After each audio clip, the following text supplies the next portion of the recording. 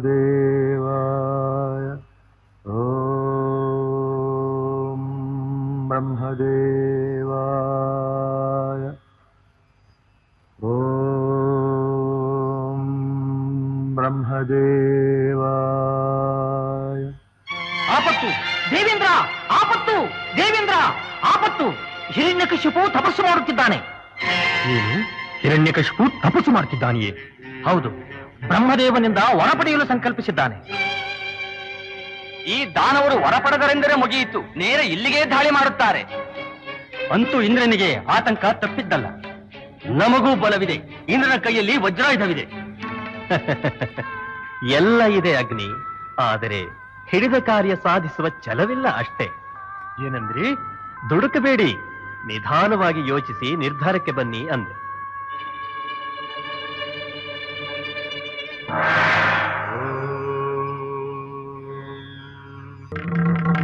ವಾಯು ಬ್ರಹ್ಮದೇವ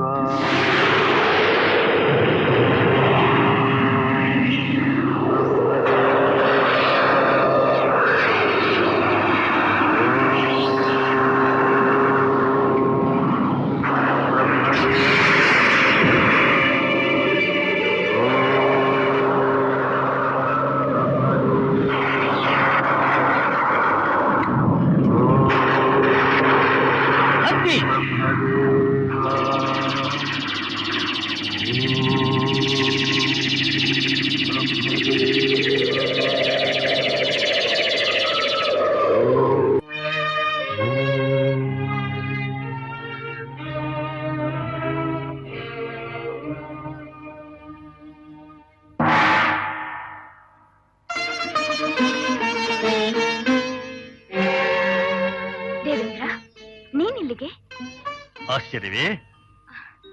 ನನ್ನ ಸ್ವಾಮಿ ಇಲ್ಲಿಲ್ಲ. ಅದನ್ನರಿತೇ ಬಂದದ್ದು ಕಯಾದು. ಸುರಾಸುರರ ಸ್ನೇಹ ವಿಶ್ವಾಸ ಎಂಥದ್ದು ಎಂದು ನಿನಗೆ ತಿಳಿದೇ ಇದೆ. ನಿನ್ನ ಪತಿ ನಮ್ಮ ನಾಶಕ್ಕಾಗಿ ತಪೋನಿರತನಾಗಿದ್ದಾನೆ ಅಲ್ಲಿ. ನಮ್ಮ ನೆಮ್ಮದಿಗೆ ಕುಟಾರಪ್ರಾಯವಾಗಿ ಅವನ ವಂಶಾಂಕುರ ಬೆಳೆಯುತ್ತಿದೆ ಇಲ್ಲಿ.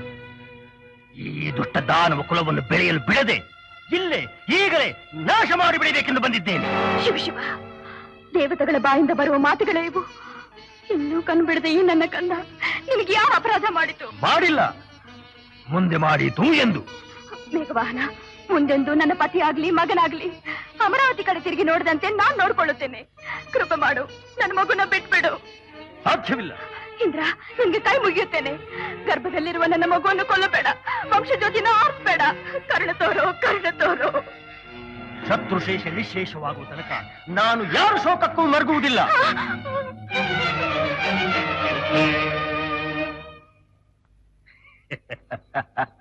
ನಾರಾಯಣ ನಾರಾಯಣ. ಆಹಾ ಆಹಾ, ಅದ್ಭುತ! ಪೌರುಷವಿರುವುದು ಸಾರ್ಥಕವಾಯಿತು, ವಜ್ರಾಯುಧ ಹಿಡಿದದ್ದು ಸಫಲವಾಯಿತು. ಏಕೆ ಪೂಜ್ಯರೇ? ಸುರಪತಿಯಾಗಿರುವ ನೀನು ಅಸುರನಾಯಕನಾಗಲು ಸಿದ್ಧತೆ ನಡೆಸುತ್ತಿದ್ದರೆ ನಾನೇಕೆ ಬೇಡವೆನ್ನಲಿ? ಎತ್ತು ವಜ್ರಾಯುಧ, ಒಂಟಿ ಹೆಣ್ಣಿನ ಮೇಲೆ ನಡೆದು ಹೋಗಲಿ ನಿನ್ನ ದಿಗ್ವಿಜಯ. ನಿಮಗೆ ತಿಳಿಯುವುದು ನಾರದರೆ, ಈಕೆ ಹೊಟ್ಟೆಯಲ್ಲಿ ಬೆಳೆಯುತ್ತಿರುವ ಮಗು ನಾಳೆ ದೊಡ್ಡವನಾದಾಗ ನಮ್ಮನ್ನು ಖಂಡಿತ ಉಳಿಸುವುದಿಲ್ಲ. ನಾರಾಯಣ, ನಿನ್ನ ಅಜ್ಞಾನಕ್ಕೆ ಏನು ಹೇಳಲಿ ಇಂದ್ರ? ಮಹಾಪತಿವ್ರತೆಯಾದ ಈಕೆ ಕುಮಾರ ದೈತ್ಯ ಕುಲವನ್ನೇ ಉದ್ಧರಿಸುವ ಮಹಾಪುರುಷ, ಪರಮ ಭಾಗವತೋತ್ತಮ. ನಿಜವೇ? ಸತ್ಯ. ಹೋಗು, ಮೊದಲು ಇಲ್ಲಿಂದ ಕಣ್ಮರೆಯಾಗು. ನೀನು ಮಾಡಿರುವ ಪಾಪಕ್ಕೆ ಪ್ರಾಯಶ್ಚಿತ್ತವನ್ನು ಹುಡುಕು. ಕಯಾದು, ಕಯಾದು.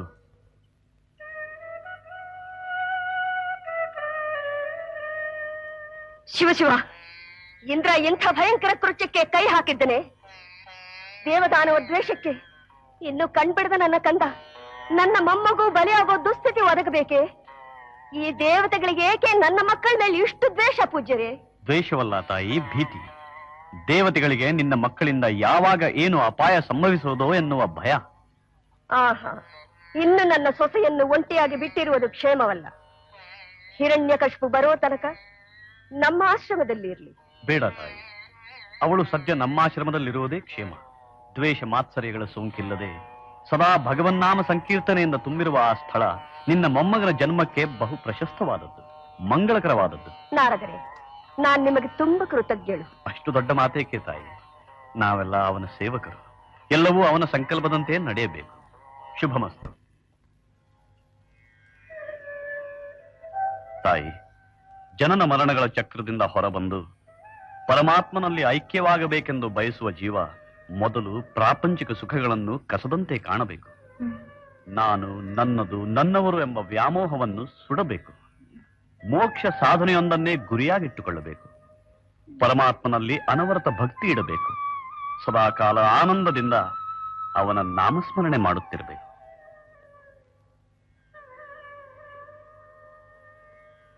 ಮುಂದುವರಿಸಿ ಗುರುಗಳೇ.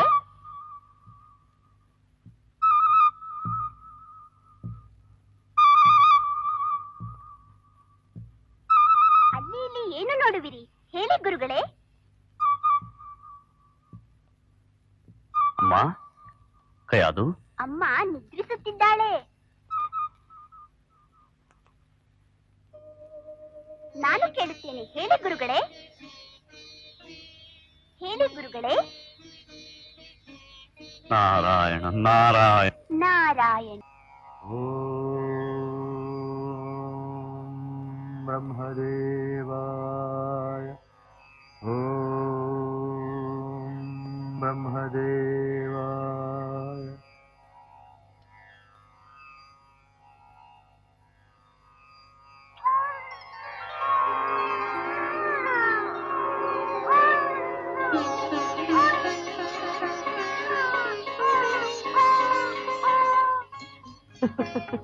ನಾರಾಯಣ ನಾರಾಯಣ.